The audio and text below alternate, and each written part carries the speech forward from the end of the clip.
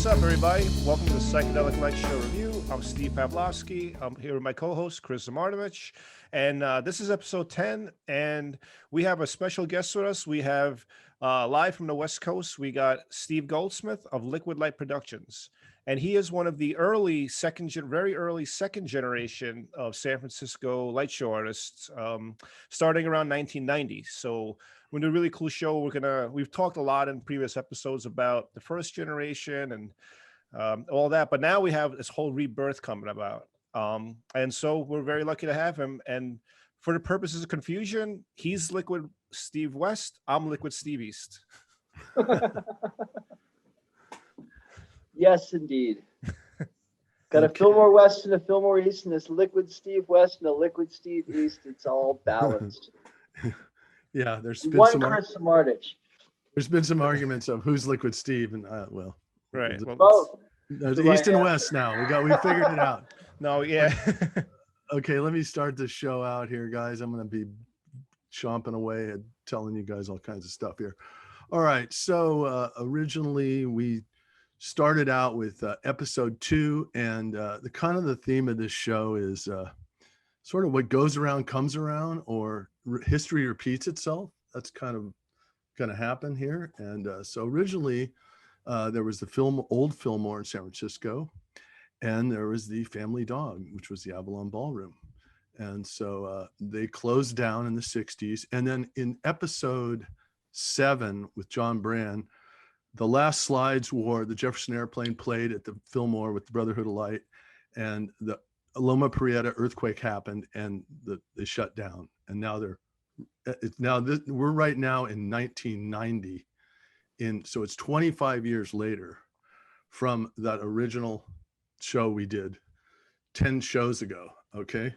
So 13, now I'm 13 shows ago. Well, we had a couple of episodes. We had a couple of part 2s, but yeah, a couple part 2s, but it's really episode 10. Yeah. So right. okay, so we're going to go to something that has been a constant. I'm going to do the slideshow here.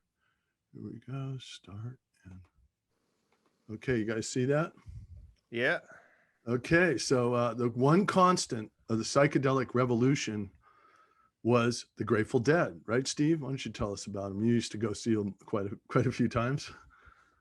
You're talking me, Steve. Steve Yes. West. Steve West. Yeah. Steve West. Yes, the Grateful Dead. I mean, it was basically, as I was saying earlier, it's absolutely the case that the Grateful Dead is 100% responsible for the psychedelic revolution surviving from the 1960s to the 1990s. Back when I first started doing shows, most people really, their attitude about the 60s and about hippies and about the peace and love movement was much more like what Elvis Costello was saying, where he was saying, what's wrong with peace, love, and understanding, which was a direct result or response to the cynical attitude of, oh, the hippie stuff, it's old, it's gone, it's done. So the Grateful Dead carried that message. They definitely, if it hadn't been for them, it would not have made it those 20 years. That said, they also did take all the air out of the room. There was really no other way that a promoter that was trying to promote psychedelic events or artists that wanted to work outside of the sphere of the Grateful Dead, it was very hard because the Grateful Dead would come to town and their audiences would all up and leave and go on tour. So it was kind of a locked-in market. And it was really only at the end of in the 90s, at the passing, when Jerry Garcia passed, that all of a sudden things started opening up, because it wasn't just the Grateful Dead, and there was this huge fan base. We're going to get into that. Okay, so this is 1985, right? Joe Segura's Light Show with the Dead at Kaiser, right? We both saw the lower bottom, right, yes. The bottom right. The Bottom top right. left is Candace get Brightman on the left, but yeah. Let me get my laser pointer going here. Yeah. Right here. Yeah, that show unearthed itself up on the Psychedelic Light Show webpage. Yeah, and like I was watching, it's great. Yeah. It's a real opportunity. Okay, it's and then really good. Yes, it's really this good. is Jerry at the Greek with John Cipollino, who's a friend of ours, and then of course the Grateful Dead. And the one thing I want to say is they were the biggest grossing band in 1990, or one of, and they didn't say anything to the audience. They didn't dress up. They didn't have dancing girls. They were just straight music. But then here's Candace's show. They're playing like some huge football stadium somewhere. It looks like the 90s. Yeah, probably was in the late, right. well, Yeah, it was they a video. Well, only, there's video walls there. they So only lasted to the 90s. So yeah, look In at the, 94, but they were very big. That was when they did the JFK shows and all those yeah, monstrous things. yeah. Yeah. And so this is the checkerboard video wall. You can see it. Remember how they were almost like TVs that were stacked on top of each other. They were. Okay. Yeah. Anyway, so let's move on wait. So to say really quick. What was the date of the show in the bottom right? Because I've seen that video and it's very good. it's 85 in like October or September September, 85, okay. I believe. And what's the venue so our viewers can find it something. online? Henry J. Kaiser Auditorium. Yeah. Yeah. Cool. Yeah, very good show. Check it out if you can. Yeah, and they're using reflectives. I've done a show there with Phil Lesh and I Warren was Haynes. there, and that was quite frankly the first time I'd seen liquid lights done at a large venue with a major act ever. I'd seen it a couple other times, but that was the one time, and we were blown away that it was actually happening. And who was it that did the light It was show? Joe Segura did it, and I think Brian Epps from Brotherhood of Light was the liquid guy. Cool. And I don't know who did the reflectives. I really don't. Cool. Joe would never tell me. All right, so now we're going to move on. It's 19. I got a little story I'm going to tell about this guy here, Bill Graham. Okay, so obviously it's 1991. We all know he died that year in a helicopter crash. But before he died, anyway, I had Bill Graham, David Graham, and Al Crabtree had hooked me and Pete up with the Allman Brothers, and we were on tour with the Allman Brothers for a year. And now in 1991, I had put together a much better show. It was all analog, but it was like run with computers, and we had projectors hanging in the trusses with 9 projectors. And then we had liquid lights on the side of the stage. And so I was doing a show at Shoreline with Little Feat and Allman Brothers, and Bill was standing next to me on stage and dancing. It was his favorite band, the Allman Brothers. I remember that. The thing was that, you know, it's kind of like when your uncle or your dad or your professor or your coach or somebody's next to you and go, you know, good job, boy, you made it. You know, like he didn't say that, but that was the vibe, you know, because he knew I was just a party guy who was bootlegging T-shirts and stuff before that. And trying Could I to add make... one more point to that? Sure, one more point to that with Bill was that what I got out of that was an approval of the return of the light show to the West Coast because there had been issues, and I thought that was very crucial. And I was looking at it going, wow, if Bill is dancing that hard, it means there's a future for visuals on the West Coast again. Oh, wow. So Steve goes on tour with us because he's really interested in getting involved with light shows, and he knows that we're kind of the guys doing it, right? Obviously. So we go for another 2.5 weeks, and we're in Raleigh, North Carolina, and it was like a Sunday night or something, or whatever, it was Saturday night, and we all of a sudden got the message that night on stage that Bill Graham had crashed in a helicopter. And the Allman Brothers, he meant a lot to them. And you were there, Steve. That was pretty shocking. Yeah, it was intense. Moment of silence, everything. Yeah. And so now, so Steve and I, we return. I'm still touring with the Allman Brothers, but he goes to work at the Bill Graham Archive, okay, and started doing all these Jerry Garcia shows at the Warfield because the Fillmore's closed. So here we go. And there's just a variety. Look how many dates Jerry played, you know. They were so much fun. They were these. You want me to speak on that at the moment, or are you? Yeah, it's all you, buddy. Basically, they were incredible because they weren't light shows behind the band. What was happening was we did these lobby light shows, and it was the Archives crew, and so it was literally about 15 different of some of the most creative minds you could ever possibly imagine, mostly under the direction of a woman named Rebecca Nichols, though James Olness did have a part in that. And what we were doing is we were setting up these variety of different types of effects, everything from slide projectors to overhead projectors to new video projectors. And it was like at this crossover moment in time where the brand new stuff was just coming in. And we were sitting there surrounded by a bar, basically, with like 150 people all just hanging out, watching us and having a good time. And we did all of these Jerry shows that way. And it was incredible. Wow. It was so much fun. We also were like putting up posters we were doing hanging stuff in the lobby and in a lot of other archival ambiance stuff. But the lobby light shows were just fantastic. They were some of the most creative events I've ever participated in. So let me add to that. Wait, I'm going to add to that for a second. So what would happen is you'd go to the Bill Graham Presents on 4th Street in San Francisco. It's this big, long building. You go upstairs and you'd walk through this giant archive, all the art departments, all the booking departments, and then you'd get back to the archive. And there was a little room in the back where James was and Rebecca was. And then there was like a giant light table and there was all kinds of slides, every poster imaginable. And that's where we created the shows. And Rebecca would go, well, it's Bob Marley's birthday. Let's do a Bob Marley tonight. And then, oh, it's Valentine. Let's do a Valentine's theme. So there's always a different theme. So go ahead, Steve. No, I was going to ask. So this was like literally in the lobby. Yes, on the second floor, and like you'd be coming up the grand staircase on the right and the left, and we had big screens. And so then up on the balcony, we'd be off like projecting across the stairwell. So as everybody came upstairs, you'd have this big light show on one side. And for everybody that was hanging out in the upstairs lobby, it was just this full wall. Oh, wow. That's awesome. It was really beautiful. Yeah, really cool. You know, and it was for the most part predated video projection. I think we had a couple. We still had a 3-gun CRT projector that we were using as a serious projector back then. Wow. I mean, and look how many. I think the posters I got here, there's like 22 dates or something that I just showed you guys. And there's the Warfield, there's the theater. It's kind of. I mean, but there'd be nights. There'd be nights where we'd be in there, and it would literally be a handful of archivists and Jerry on stage sound checking. Mm-hmm. And so, I mean, it was just really, really special. I mean, well, Jerry was the house band at the Warfield. And then, you know, the day he died, guess the band that played there. I don't know if you know this, Steve. I don't. Megadeth. No way. Awesome. That's perfect. Carmela told me that. We go, oh, that was awful. It was the night Megadeth played, Jerry died. I was like, God, how appropriate. Oh, man.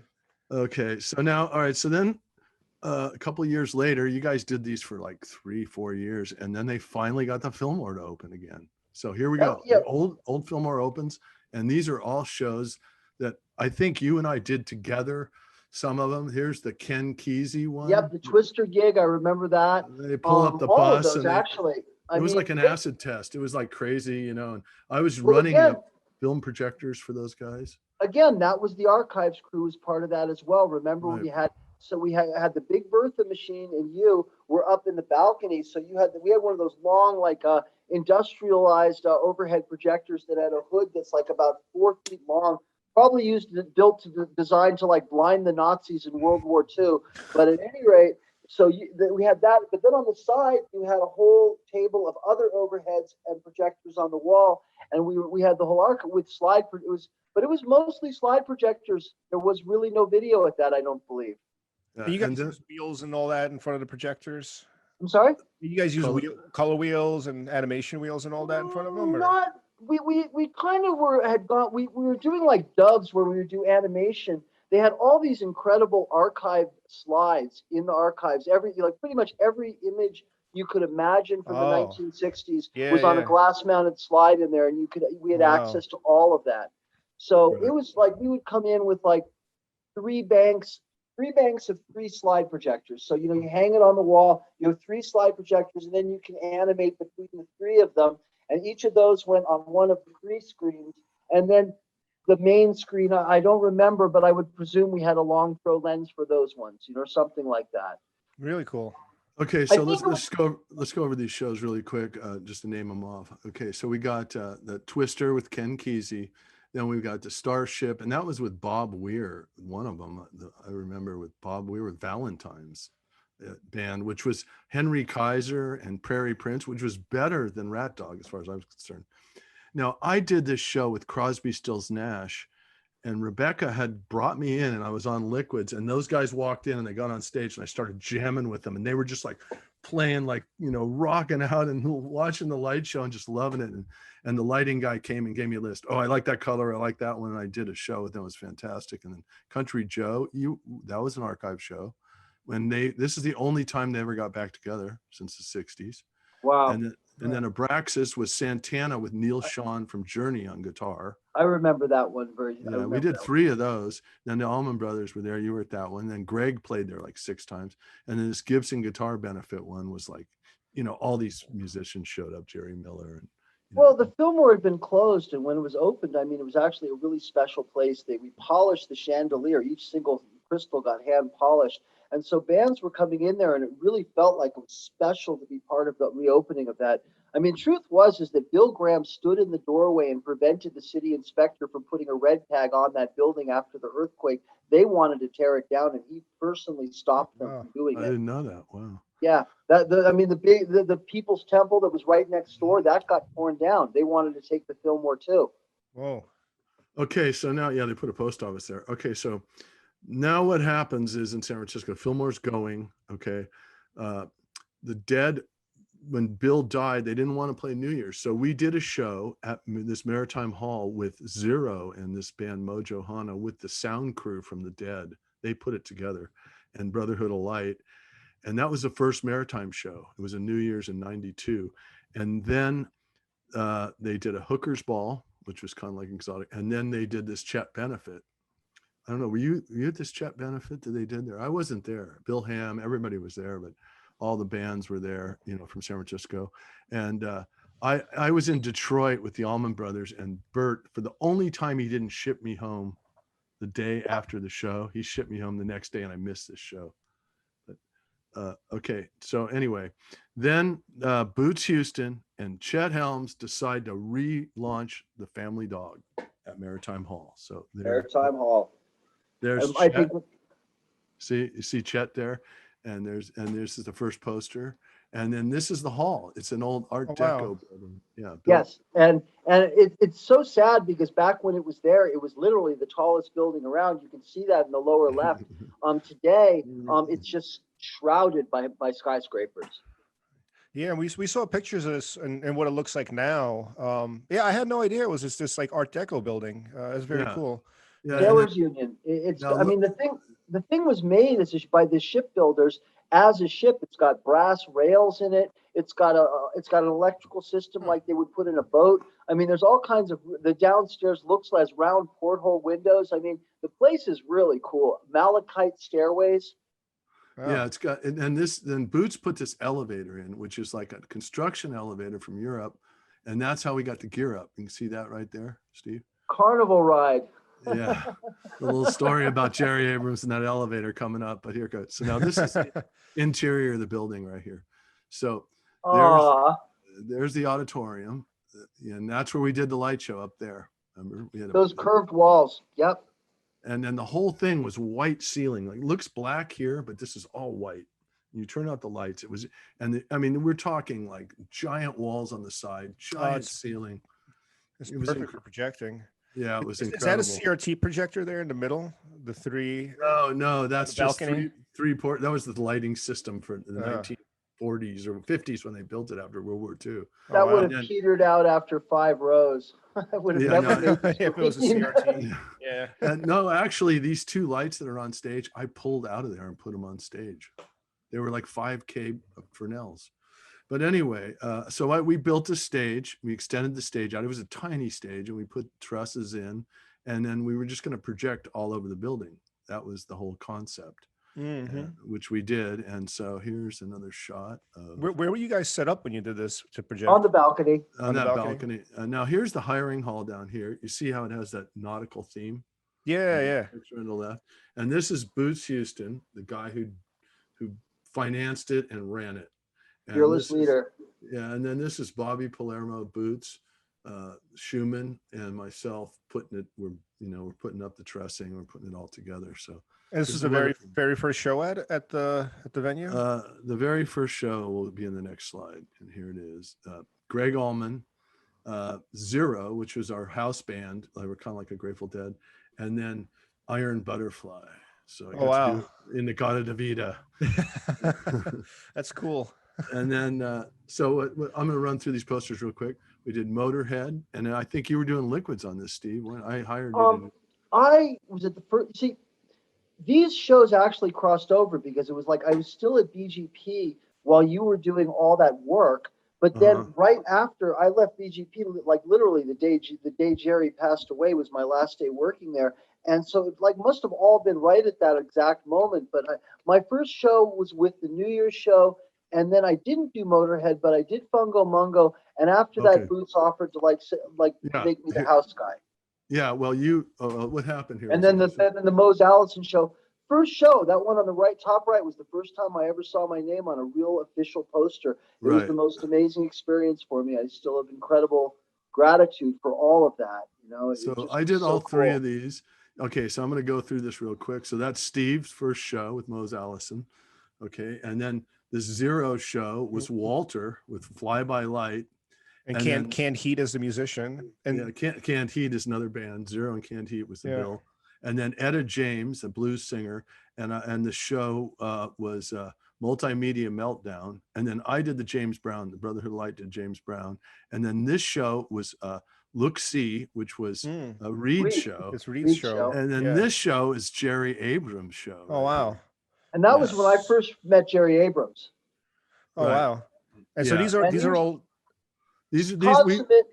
family dog Gentlemen. traditional stuff here. You know, we were doing the old school, like, let's hire each light show from all over town to come in and we'll pay them whatever. It's pretty good. They got paid pretty good. Here's the next post. Jerry Abrams came in with his 20 slide projectors and the crew, and was so kind. Took us all out for dinner after the event. I mean, wow. just an absolute gentleman. I Wow, that's never cool. met him before. He was so cool. Well, You know, and it was the one Yeah. opportunity that I had to do a show with 12 Yeah, movie you were projectors, doing all that liquids. stuff.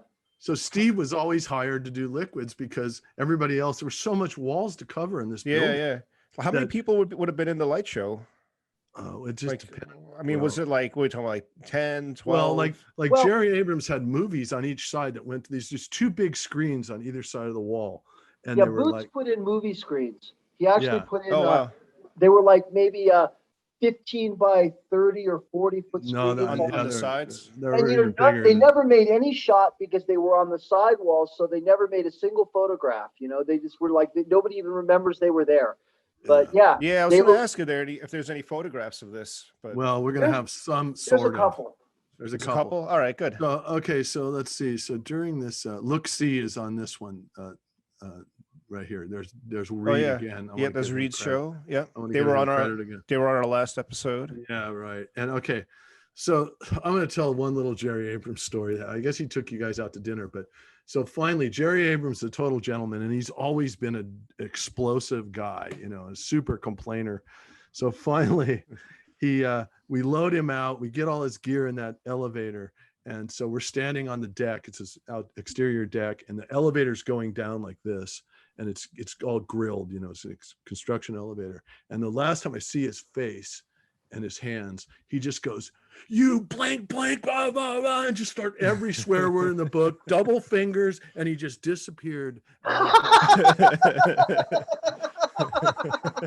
He just he waited till he got off the property. And I mean, we paid him like, you know, whatever, $600 cash. It wasn't like he got burnt or anything, but What he was just he- had to What was he blow up. mad for? What made him mad? It's Jerry What- Abrams. what'd Come on. God knows. God knows. Yeah, it I'm was saying that hilarious. elevator, it wasn't just you go down, because the thing turned on, it would go ka-chunk. And so you got the hard drop, and then it would drop. Yeah, it was funny as hell. Yeah, man, it was just a crack up. I didn't want to swear on that one. Okay, so then what happens is, now this week went on for about I do want to 7-8 make months. a point about the posters, that Uh-huh. this was actually a revival of some of the most beautiful of San Francisco psychedelic art that I'd seen in 20 years. It's like, look at this artwork. This was just gorgeous, and it was very much in the original traditions. Yeah, Yeah, I can that's see great. that. The style. Yep. Okay, so what happens is at the next juncture, of course, you know, just like at Bill Graham, history repeats itself. Remember, Chet leaves. He can't take Boots. He can't take the business. He's out of there. So now we have a new name, Maritime Hall. Okay, 2B1 Productions. Okay, that's Boots's gig. And in the background of this picture, you can see where I'm projecting. Oh There's yeah. a slide projector in the corner. Oh Steve's yeah, doing yeah, it. yeah. So There's you a see Maritime. We're black just and all white, over the yeah. ceiling, man. You know, and now this is okay. The bummer about this is everybody had these digital 8 cameras, these high 8 cameras or whatever they were, and nobody had stills. It was still film, you know, it was still analog. So nobody had digital cameras, and you just couldn't pick up. This is the hall. Oh wow. the And it show. looks so much brighter than that. It Oh really yeah, did. yeah, definitely. Yeah, this is just You know, what the camera can pick And up. you can see the side screen over here. Oh Okay. yeah. Yeah. Yep, On there each it is. side. Oh man, that's Mhm. amazing. Yeah, and then there's your logo, Steve. And then this was at the Chet Helms Summer of Love event, and that's Steve. Wow, I Uh, haven't, I forgot about that picture. That's yeah, cool. 25 years ago maybe. And then Wow. that's me, and that's Chip, our buddy. Remember we did that show at the Golden Gate Park, the polo. No, it wasn't a polo Yes, field. It was that a was epic. soccer That was field. a Jefferson Yeah, Starship, right? a Starship. Yeah, I booked. Yeah, We were working with them, and we were on tour with them, you and yeah, I.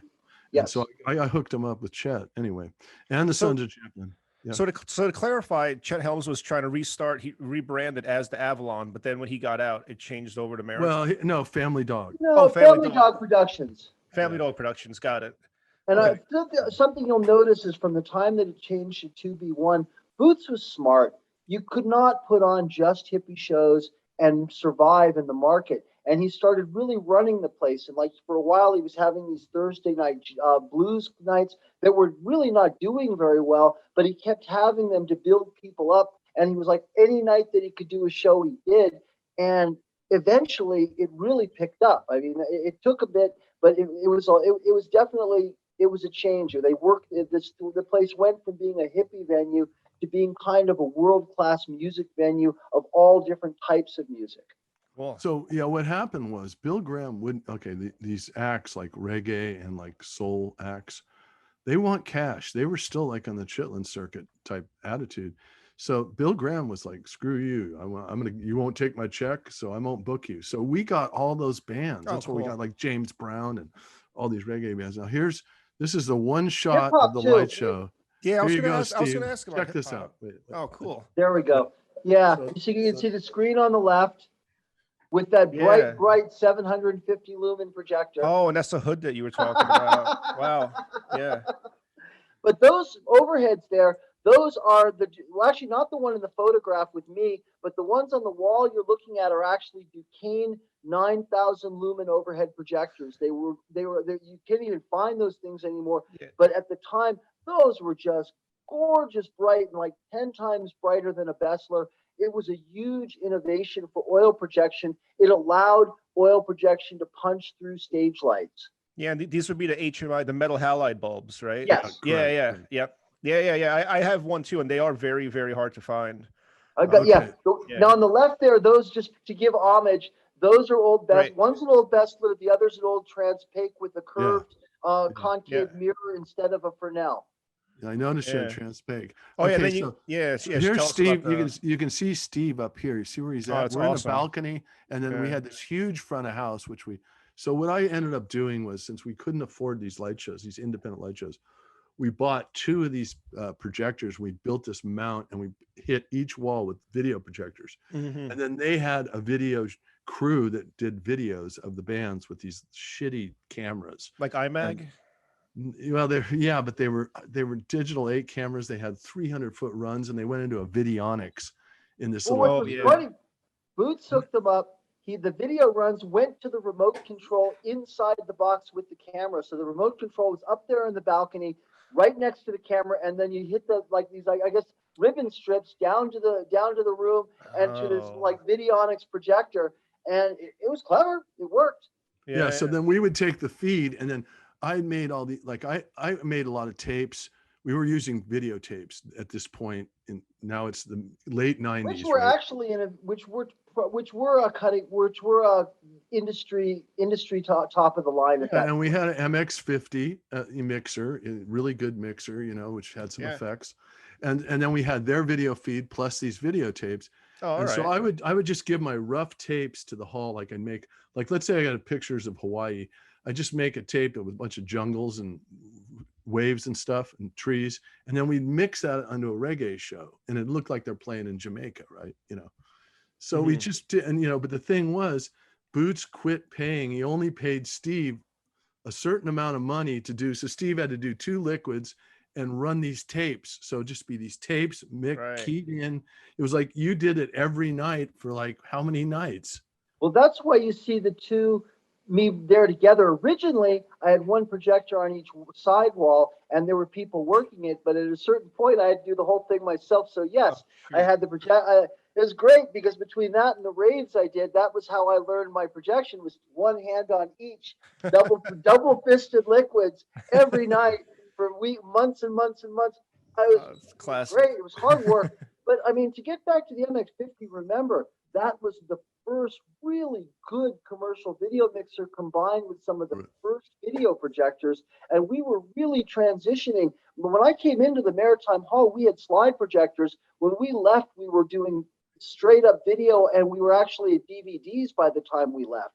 And so it was a major transition, turn of the century. And yeah, we had like this giant box with maybe over like 250 different VCR tapes that we built into it as we went, and then we'd mix them with that MX50, and it would, and we just would have these like ongoing psychedelic projections, very much like what it looked like in the 1960s. Yeah, it was except very bright and super much wild more looking. Yeah, like for instance, I remember one night. So I was a lighting guy, and I did all the lights. I couldn't really do much of a light show because I was always the lighting guy, and I was always having to follow the band with the lecos or call spots or do the washes and focuses. So I was always on the lights, which was great because I did projection on the road with the Allman Brothers. So it was really great to be able to come and do lights. So Steve and I would be the two guys in lighting. He'd be doing video, I'd be doing lights. And it was a lot of fun, man. That place was epic. There were 3 stories, and they would sometimes have a rave, and they would have a goth club in the basement, a rave on the 2nd floor, and the rock show on the top floor, all going simultaneously with close to 8,000 people in the building. Wow. It was really amazing. And turn of the century. So it's like late 90s kind of around. Yeah, turn of the century, late 90s. Yeah. It opened up in 95 and went to 2001. Okay, so here's like some of the posters. There's Ken Kesey, remember he was there, and there's Steve. My daughter Michelle. There's your daughter right there. There's the Maritime actually a logo. Concert promoter now.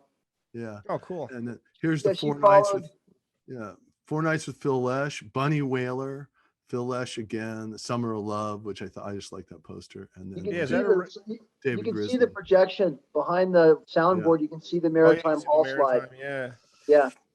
And then we just so what they would do is they would do a monthly poster, as you can see here. And it just, why don't you just start talking about, I can talk who was there. Well, look at Morrissey was there, but let me see, what are we looking at? Yeah, it was like let's Steve go. Yeah. Let's see what we're looking at.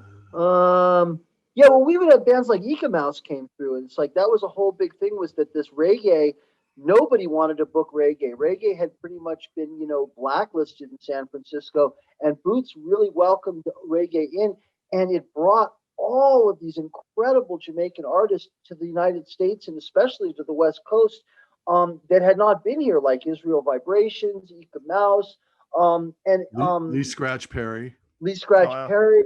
And it opened, and Bunny Whaler. And in many ways, the modern reggae circuit that you see today was opened by the Maritime Hall in San Francisco. And there are a couple other promoters that did some festivals around the West Coast, and they were in conjunction with Boots at some points.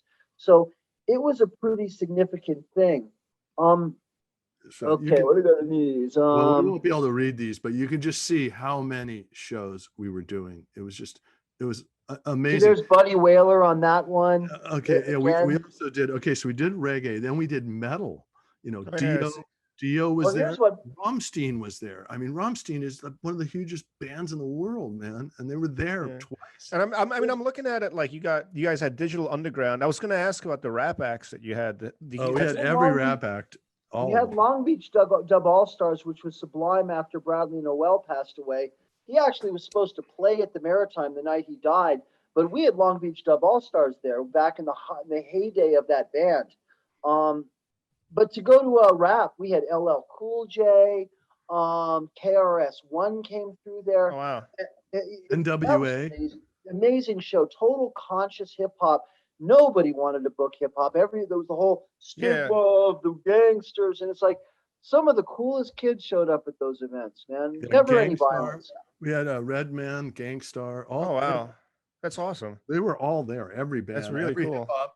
And then we did punk too. Then we started doing all that punk stuff like Pennywise and all these different alternative bands. But the metal was Testament and Exodus and Soulfly and Sepultura. Yeah, And then guys like you got Cannibal Corpse down there. And, yeah, like, and yeah. and then Shonen Diamond. Knife. Yeah, King Diamond there. Yeah, we had Most King guys, Diamond. they got to the point where the English rock acts knew about the Maritime Hall. It actually got a reputation Yeah. internationally because all those heavy metal bands came through. Yeah. There's a place up in New York. It's called the Chance. It's like a 1,200 seater, and they book all that metal, and we booked all the metal. So we were Mhm. metal, reggae, hip hop, and hippie. The things that were kind of like and rave, and techno. Don't and forget techno. it was a Yeah, big, it was a big crazy. deal. And so that's awesome. here's some more stuff here. So you can see Boots. We had the Jefferson Starship and everything, and there's Boots. He was kind of overwhelmed at some point. See him there, Steve? That's a classic Boots when you went into the office, remember? And there he'd be, oh my God. God bless him, man. So yeah, look at that one with the spaceship. That's got like all those hippie bands. That had Ken Kesey, That's the Unbroken Ken Chain. Kesey. Yeah. Unbroken Chain, I believe that was the year anniversary of Jerry Garcia's death. Well, and that was Dick's Picks. Yes. Came in No, I mixed thought it video. Yeah, was he it was Dark there. Star Dan? I thought it was Dark Star Dan who did that. I could be wrong. Well, he did later because Dick died, but he did the first one. He was still alive. That one with the UFO too. I see you got Beanie Man talk about Reggae X, and then you got De La Soul. Like, Oh yeah, really cool groups that look and like you they know came that through was here. actually the one of the best parts about the Maritime was if they were just playing reggae every night, people would get tired and not go there. It was like there was all kinds of so many different music that it was always fresh there, and it gave people it was a constantly revolving fan base, so Right. it kept it really vibrant. yeah. It was like, I mean, and Todd Rundgren was there. Flaming Lips, we had 3 times. The Crystal Method, the Orb. I mean, it just went Definitely. on and on, man. It was Right and it was, there, oh, far right hand. Slipknot was there. Far Remember? right hand corner of the Jefferson Starship. That was, I believe, the first Cybercast event. Wasn't that the very first event that was Cybercast on the web Yes, or it something? was. Yeah, it was. Yeah. No way. I mean, you got to remember, 95 was the birth of the internet. Yeah. Prior to that, it wasn't there. I mean, yeah, in some college was around, laboratory, maybe, Yeah. but Mhm. Yeah, it was so not happening. all of these things were coming together at the turn of the century. It was it was happening. Yeah. And here's just another 50 shows or 100 shows right there, and the posters were themed. I mean, you gotta love the hot rod one or the disco one, and here's Dio was there, And again, Yeah. once again, look at the artwork. I mean, we're Willie talking- Nelson. We had Willie Nelson there. We had who else did we have? Waylon Jennings. Hieroglyphics, Etta Yeah. James. Yeah. Yeah, it Wow. was We got Etta James there too. Yep. Wow. Yeah. I mean, it just went Offspring, on. It was Outkast. amazing. Yeah, there was all kinds. Yeah, the Outcast was there. Who else did I do? Black Eyed Peas were there. I did lights. So you guys did light shows for all of these groups, Every regardless band. of. Every one of them, man. Every So did you do band. something like? Did you change it up, like not do liquids, let's say for like a rap group, or Well, would you throw those I'll in explain anyway? some Oh of no, we did site. I had to do a light show to get paid, so I did a Right. light show every night. Right. Yeah, and so the deal. This was the deal. We made all these tapes. Like you said, we had 90 tapes. So it was a metal band. I would have like horror movies keyed in with the metal guys playing, and there'd be like Night of the Living Dead walking behind them, and for like Napalm Death or whatever. So I had different tapes, or like I said, if it was I put on the Hawaii tape, it was reggae. Or we put on I made some themed reggae tapes of with all their gods and their people that they worshipped, You right? know what was interesting is that I found that, like, you're right. There was this liquids are hippie stuff, but no. After I started doing like some of these shows, I ended up getting hired to do liquids at reggae shows and at punk shows and at a lot of other shows. A lot of bands. I ended up doing an MTV video for Devil Driver, with a liquid light show for them, and it's just like people wanted to see liquids. It was really unique at the time, and so it really, that's what I was, it changed. It went from being a hippie art form, the light show, into something that was much more mainstream, much more diverse. And it basically moved. That was the era that light shows moved into their modern state, where now we're everywhere and doing all these different kinds of music. Right on, And man. I mean, look, we had Moby was there, you know, we just did. I mean, it was pretty amazing the amount of bands that played there. The Roots, which were on NBC, they were Yeah, there so like you had five times. the Jizza, who You else? know, Jimmy Cliff. Yeah. King's X. There was a lot This of is really cool bands. this era is really cool for me too, because this was like my like coming of age time from like 90 to 2000 was roughly a time I became from 10 to 20 years old. So I grew up. This is the era that I completely grew up in. I was in going high school, Yeah, college yeah. around this. Seven Dust was there a bunch. Yeah. Jimmy It's an Cliff. amazing era for Jimmy music. Cliff was This is Jimmy like Cliff was great. yeah. His shows. And I mean, I remember at that time too, like, a lot of those, like, which might be considered older bands, like from, which at that time were back in the day, but they were still just as popular, like Right. around that time. And then you had also all like the up and coming bands as well. Like the 90s had a lot of music, like Well, we had Men at you know, Work was there. MTV still played music back then. Okay, so now I'm going to move on to one of Steve. So then Maritime Hall. So Steve started doing these festivals. So explain this one. Oh, I've seen these. Yeah, these are cool. This is the Earth Dance Dome, which was a large hippie festival that took place at the legendary Hog Farm property. And it was when they opened up and stopped just doing hippie festival, and they allowed this big global Earth Dance, which was basically a global peace party. And they would have events like this all over the world at the same time, and attempting to coordinate us to a better place, and as people. This was the late night Electronica Dome, which I did for a number of years, and it is exactly what you see. It was a giant dome.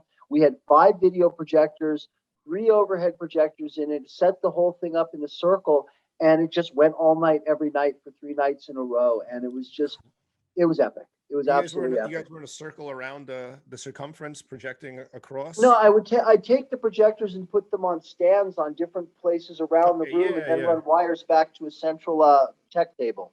Yeah. I've done some like video mapping on domes, and same thing. We usually put them, on trusses and stands. This photo too, especially like this brings back memories, because when I started doing this stuff in like 2007, there really wasn't. There was hardly anybody doing it. There was it was even less information on there. On the internet to find. And so your site was one of the first ones that I found, and I clearly remember looking at these like, oh wow, I want to do that. So this like brings back, this was inspiring to me when I started. Yeah.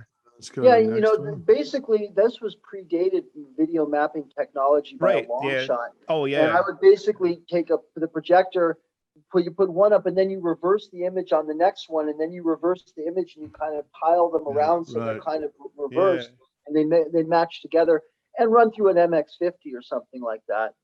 Okay, here's a bunch of shows you did. Mirroring. Yeah. This is just kind of a ride.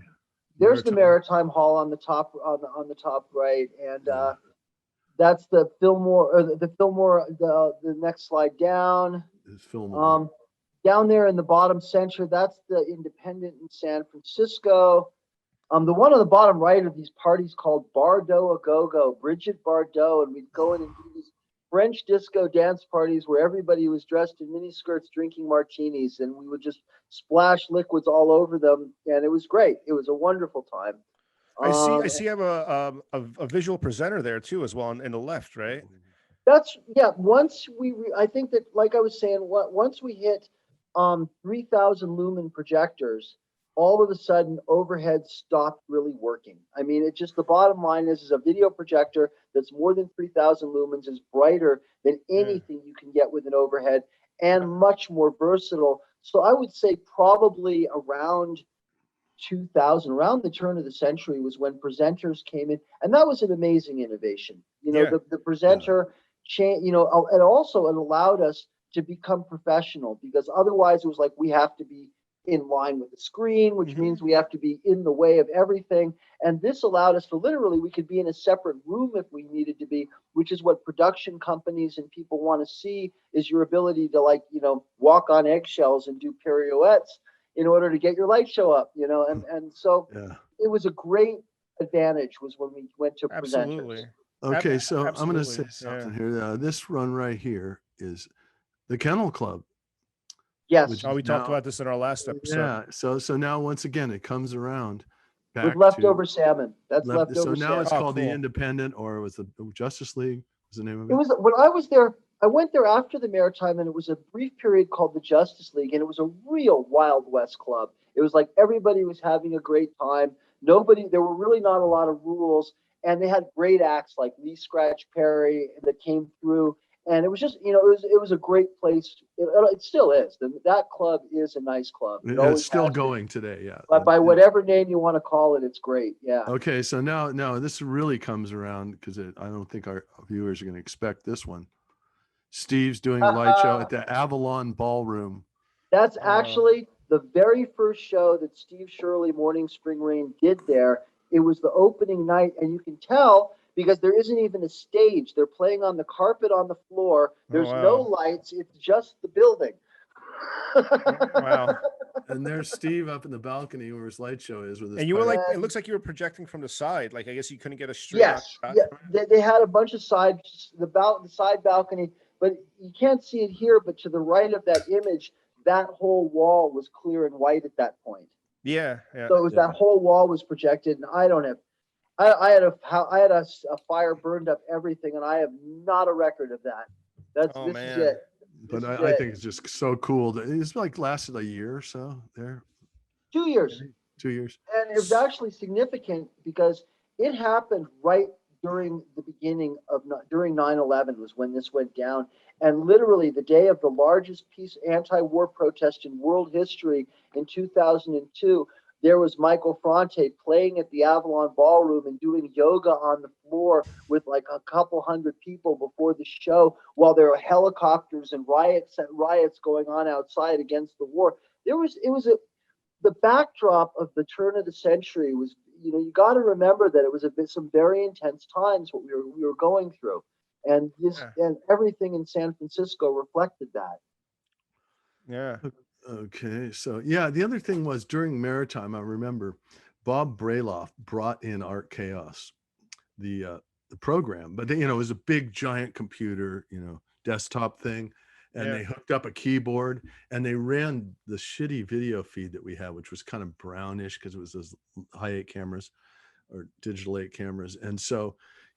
But I noticed, I said, if I put really good artwork into this program, I can do a psychedelic light show. And that's the program I still use now. Yeah. Art Chaos, that's so that was everything was turning around. The other thing, I remember this one guy, one time we were doing this show and it was like Pele Juju or somebody like that, these Bay Area .com band, and this guy comes, he's a really slick haircut. He's like, looks like a Jetson or something, from that.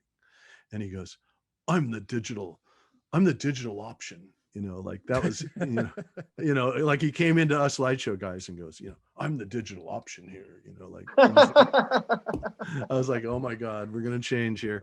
Anyway, I want to make a quick correction that earlier I was saying that we had showed the Avalon in our other show, in one of our very early shows. So that was the Avalon, not the Maritime Hall. That was the Avalon, yeah. Yeah, so that was the actual Avalon, which we saw what it looks like now. It's sort of almost looks like a bank now or something. Yeah, a furniture store, I believe. Well, it plays into this theme that here comes Chet, here comes the Avalon, here comes the Fillmore, and those the Avalon's closed, but the Fillmore's still going now, so it just never stops. This is the Fillmore. Yeah, Steve's doing a show there. Who is this? New Year's Eve, something like 2006 or 7 or when that was, I believe. Yeah, and that of course that was like we had bright video projectors by then. That was a beautiful bright video projector. Yeah. I forgot to mention that when we did that first opening of the Fillmore show, it was like, I think it was Smashing Pumpkins, and we had a projector that was so heavy they had to use a crane to lift the thing up to the balcony to like project with it. This long lens, and it was just like, we've come so far. I mean, whippersnappers today don't know how good they got it. These little boxes that do 10K. I mean, it's amazing. Yeah, so here's one of your images I'm going to show because I think it looks cool. This is kind of a modern. Surfers. Yeah, this is Oh, that's Butthole Surfer. This is a modern image that you've done, which looks a lot like stuff I do. Liquids and multimedia mixed in. Yeah, cool. And again, that's the beauty of a video projection versus overheads, is that you can mix it. It's not an overlay, which sometimes can be competitive. You can really luminance key in and make a perfect match between your oils and your video. It's wonderful. Okay, here's a show that Steve did with the Jerry Garcia band without Jerry Garcia at the Warfield. So, and you're doing the main stage. It came full circle again. Here you are again. That's Melvin Seals' band, and I Yeah, believe Melvin actually, Seals. Yeah. I'm wondering if that's. I don't think that's Gloria. Gloria Jones was. She was in them, and then she passed, and we did a Gloria Jones memorial there. I don't think that was it, but that's it. That's the big screen at the Warfield. Yeah. Very cool. And I'm going to show some stuff I did at the Fillmore just to show the difference in the new projectors, because it just is unbelievable. Check this stuff out. I mean, this is the Greg Allman benefit. And then this was a 60s Summer of Love. That's my 10K projector. And look at Jerry there with Bob Weir playing. It's a Rex benefit. So, That's Rich Kirch, isn't it? Pardon me? Rich Kirch, isn't it? Doesn't that Rich? On your bottom left, Rich Kirch. On the bottom left. Yeah, no, over here. That's that. No, those are the Allman Betts band. Allman Betts band. That's Devin, okay. Devin and Dwayne. My bad. Dickie's son, Dwayne, and Greg's son. And then here's another one, which is really cool, which was It's a Beautiful Day.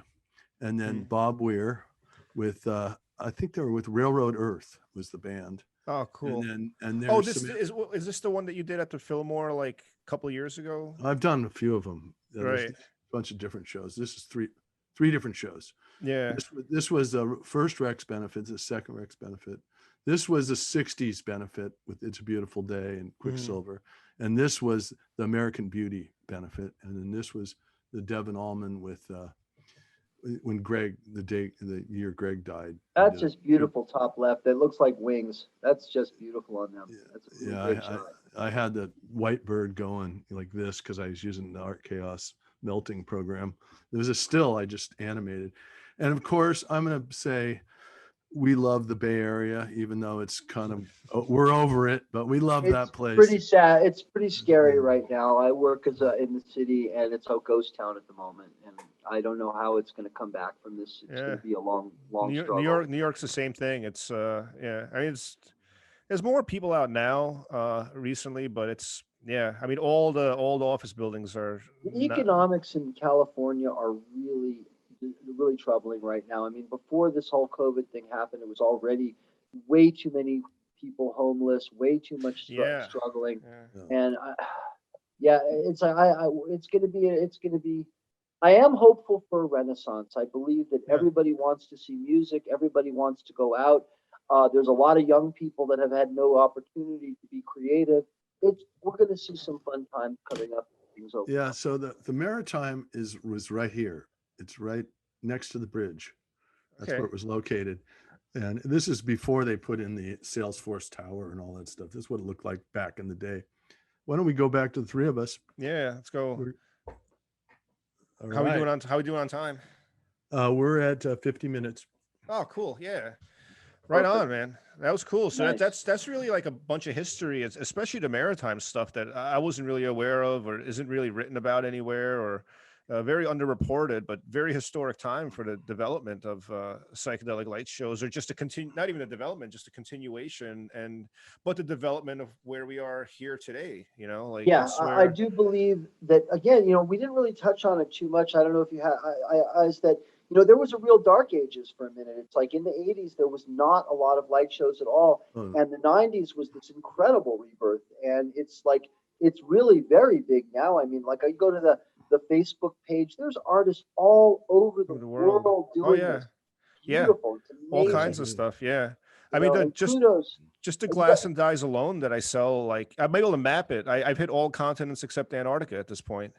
I mean, if you think about it, how hard we all know it is to be a light show artist, it's like that's so much respect and so much, for all of them, for everybody out there that's doing this. Yeah. It's like it's a labor of love. It's an amazing thing, and I don't think we've even come close to the golden age. I think when we're going to have holographs, and it's like we may, it's like it's going to keep going. Basically. So what do you guys think about?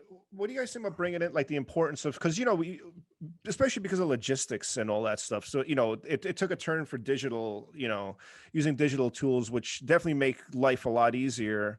But what about, how do you guys feel about just the reliance on just digital stuff, or what is in your thoughts, is there any importance in keeping an analog element to it? like?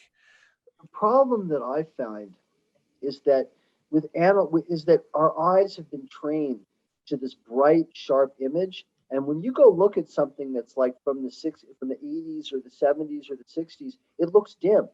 And Right. using analogs, if you could get analog to the brightness and to the clarity of what we see today, sure. But I don't think we can. I think that's Right. the reason why it's not used anymore. No, it's tough. Well, the projectors definitely cannot compete with, our modern projectors, let alone a video wall, which can actually overpower stage lighting. But what about but maintaining just the content, whether it's Well, I'm going to answer that one. Yeah. whether Let it's me like go. clips I was or about to whether say, it's like a camera that's doing something Let me go with live. that one here. So the guys like Steve, who we did slides for years. I mean, we would build slideshows, with 500 slides in it, or Donovan or Reed. We learn images, and so when I do my video show, which I showed in the last slides, I'm using the same concept. It's just done digitally. So it's like Yeah. I would be taking a picture of a picture and putting that to a slide projector and mixing with a liquid. I'm just doing it through computers and stuff. So it's, to me, since I have the aesthetic and guys like Steve and these other guys know it, we're still staying in the same style, Right. more or less. Ultimately, there's a difference between technology and art and the artistry. The material, the content can always be original. I mean, I remember a woman named Phyllis Laurie who helped get me into this. She used to put lace on overhead projectors, and it was beautiful. So it's like and you could do that digitally just as easily today. Yeah. One point I just want to mention is like I've been doing this video mapping recently, and the thing is that in a way, what I'm trying to do is bring it back to the original, because the first psychedelic light shows were all room events. I mean, they were just splash liquid visuals everywhere. Once it got to video projection, it sort of is like regulated down to screens, and that sure, sometimes you see it projected around, but it's mostly within a screen frame. Right. Mapping, I've taken 3 projectors and put them on each on 3 different walls with wide angle lenses so they fill the whole walls. Then you can literally map different destinations, different images. You can build the screen in the middle of it. You can do all kinds of stuff and make it look like the original 60s psychedelic experience. So technology can bring us, technology and the experience are not necessarily, connected or disconnected. It depends on what you're trying to do. Right. Yeah. Yeah, and there's also matters of aesthetics too, how sharp or not sharp you want something. Some of the things that I've actually started doing or been doing for a while, for instance, like I got a bunch of slides, right? And when I digitized the slides, I didn't just scan them. I actually took a photograph and manually adjusted, the focus, because I wanted it to be a little bit out of focus sometimes, or I wanted it to be random. So not everything has the same level of scan, because in a real projector, they would each be slightly out of focus, just to give it a little bit of imperfection. And I guess that's why I brought up that question, because bringing in that little bit of imperfection or that randomness that you get in the analog world, I think that's something that's, for me, at least from my aesthetics and point of view, is something I don't want to see lost. So as long as you're doing live oils, you're not going to lose that. Absolutely. Yeah. And whether you have it underneath the camera or whatever, You got a plate going, you're real time. That's always real time. Yeah. So, and that's never going to be the same thing again. So, which is really cool about this that. guy, Sean, I worked with, he would Photoshop everything with certain contrast, certain brightness. And when you ran his show, which I did a couple times with him, it would just be the same intensity, where like if you had a show that had a soft focus and a hard focus, and that kind of made it different and made it more fun to watch than just that same intensity level. Right. But, yeah. Definitely. So, sometimes the imperfection's a good thing. Well, I've noticed a lot of some of these new, I guess we would call these now the 4th generation light show artists, are actually really trying to explore using the modern technology, but finding the imagery and the look from the old days. So, as we move, again, we're not even close to the golden age of visual arts. Yeah, I don't think so either, because and maybe we talked about this on another episode, but the price of a projector and some kind of device to do visuals, whether it's a laptop or you get an old school video mixer or whatever, it's now affordable for anybody. for the same, even if you just want to practice for the same price of like a cheap Fender Squire guitar and a practice amp, you can get some kind of, for like a couple $100, you can get started just on something to practice with, and that, because like when I started, like I said, in 2007, part of the reason I actually started doing overheads was because I couldn't afford a laptop or projector. I was young, I didn't have money, and I was like, oh, I can do this stuff. But now it's like, you can buy a used projector. You find them for $100 online if it's a digital projector. Used to be $1 a lumen. $1 a lumen. Yeah, pretty much. Yeah, Okay. that's about it. I think that just continues to democratize it. Letting the access to the technology along with the information. I'm always a big believer in sharing. I feel Absolutely. that it's really, really important that the knowledge gets passed around. There really aren't that many of us, even on the planet. I mean, and it still is a close to, it could be a lost art. It almost was. Oil projection almost went away. It didn't, but and it's caring about it. I think it was Pete Rabinowitz, Chris's partner, told me that when he got the light show from Captain Eddie's, the message was, always look out for your light show, and your light show will look out for you, or something like that. Real wise words from the elders. Yeah, from Brother Ed. Yeah. She's a bitch, but she'll take care of you. That's what he told me. Hey, that's exactly what he said, man. And when I arrived in Japan, when there's a guy who was holding the sign said Brotherhood of Light, I go, Ed was right. Yeah, here I am in Japan. Wow, doing a light show with the Allman Brothers. Anyway, we're hitting that hour mark, guys. So I think we don't want to burn our audience out. So what do you say, Steve? It's been a pleasure to do this. It's really nice to actually finally get to talk with you, Steve. Likewise. Yeah. And West, liquid East. If you ever get to the West Coast, you got a place to stay. You're always welcome. Thanks, man. I appreciate that. Yeah, man. Really nice to meet you in person, man. We've talked so many times over the years, and like I said, I've seen your work, when I was starting out and everything. So it's really cool to finally, even though we're virtually, talking, but it's nice to see you face to face. Yes, we'll eventually probably hook up somewhere sometime and do things together. So I'd love to jam with you, man. That'd be awesome. Nice. Yes, agreed fully. Yeah. All right, gentlemen. Okay. It's great reminiscing with you, Steve. Thank you for all you've done, man. It's great. Yeah, and made me think, man, going back to all this, because we've been working too hard to think about it, and now we have time off to talk about it a little bit. It was an epic era, the turn of the century. It was beyond words in so many ways. It was a wonderful time. All right, let's sign off, boys. See you, everybody, next time around. All right, thanks, Steve. See you later. Bye-bye.